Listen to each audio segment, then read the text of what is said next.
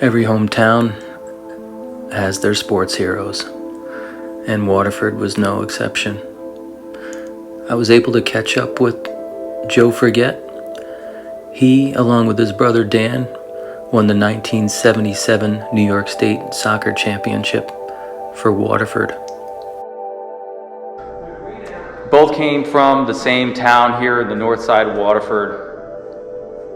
Joe loves it as much as I do, and it's a sacred place to us. And, I just kind of, like I said, I wanted to sort of capture somebody else's viewpoint of what it was like to grow up here and to live here and to play here and to work here or whatever, and go to school here and, make friends here and experience a lot of the things that you would experience for the first time, walking around, meeting people, and summertime and the pond and fishing and ice skating and walking down the sidewalks. So much has changed, and so wherever you want to start, what do you love about this place? More than anything, it was security. We had a lot of safety. We had big families.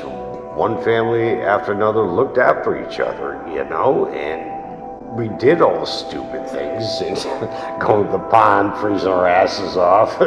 We had bags on our, grocery bags on our freaking feet. Yeah.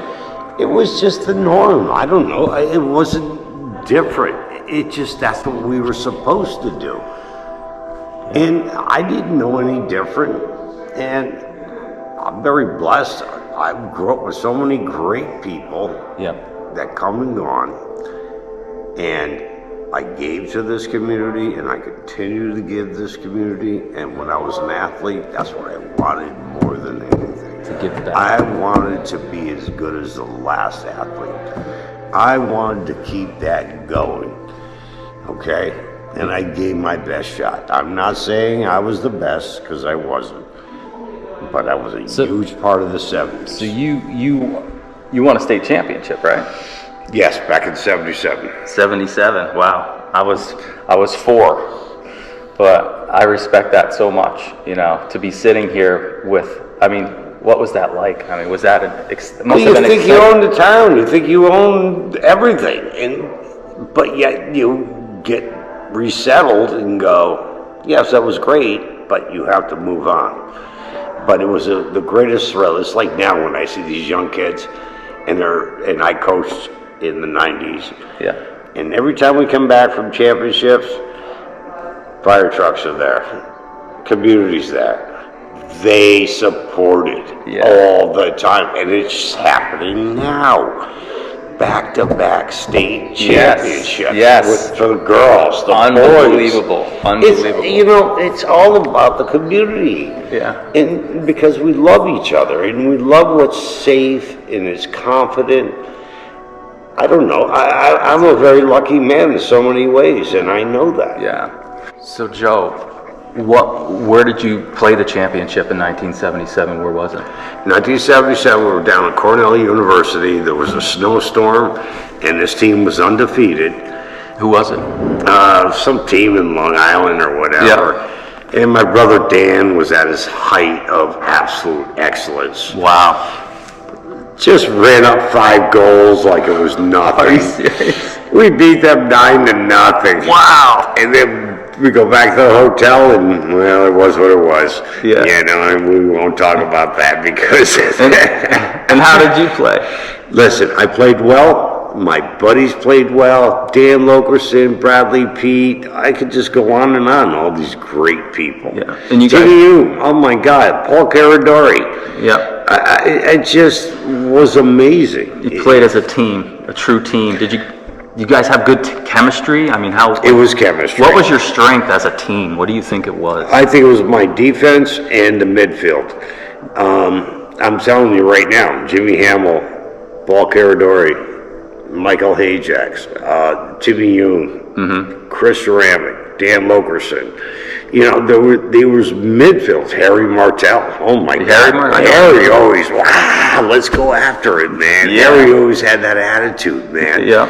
We just had the right chemistry that was working. Yeah. So we're thankful, you know, it was fun. It was Yeah. a wild trip, man, but it was good. That's great. So, you know, it's tough to paint the picture to bring people back to the late 70s, early 80s. You know, you try to explain it to people, you know, what was going on, what was it like. To me, it's like it was always summertime, you know what I mean? Sun was shining, people were waxing their cars, radios were playing. It was so much fun. Everybody was footloose and fancy free. You had this liberation going on, offset of the 60s. We wanted to live it the same way. And there was a lot of lenience. There was a lot of lenience. And we got away with a lot. But when you hung out with everybody and you had your cocktails, you go to Al Cathy's, Yeah. and everybody drank beer, talked, laughed. We all wanted to plan, make our life better, not just be dumbasses. We were smart people who knew we had a future. Yep. So it was really amazing, because now when I see everybody, I just go, we made it, man. Yeah. It's like, that's all right. Yeah. We made it, man. Absolutely. You know? So yeah, I would never change anything. And again, it was the off-breed of the 60s.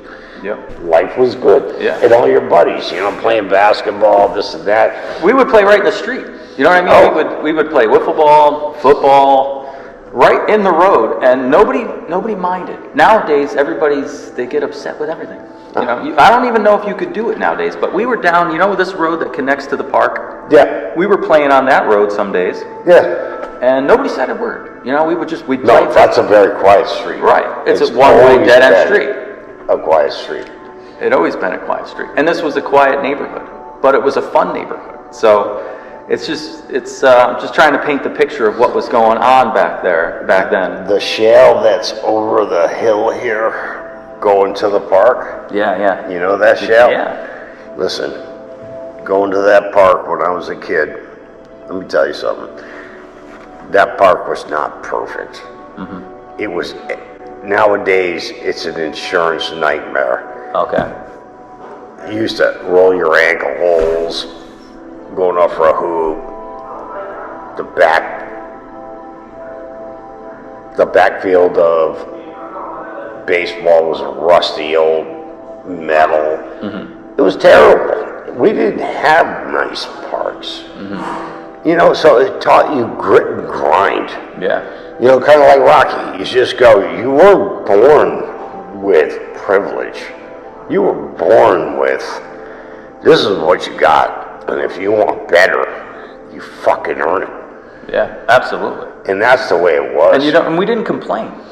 You know? You couldn't. I wasn't Who complaining. do you complain to? No. Mom, Dad? Yeah. They didn't give a shit. No. It was grit and grind, and that's what I remember with all my friends and everything. Yeah.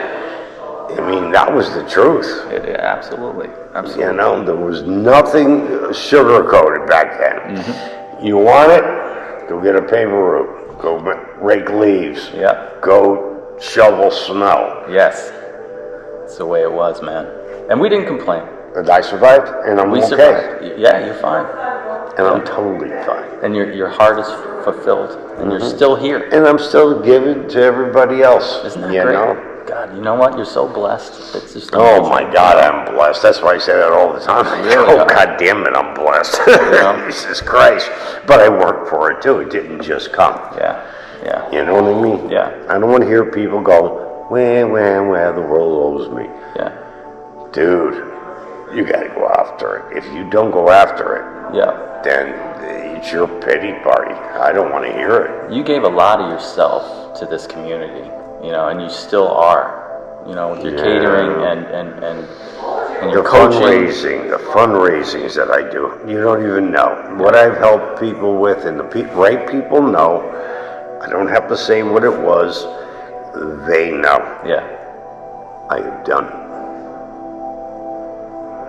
a great job. of taking care of others. Everybody appreciates it, I'm sure. And they do. Absolutely. I have raised so much money for so many donations and so many things. Yep.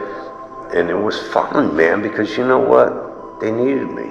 I'm the food guy. Yeah. And I know how to do it and do it well. Hey, 170 dinners since last Wow. Thanksgiving That is so awesome. because I have a skill Yeah. and I want to continue to give it back. What else am I going to do?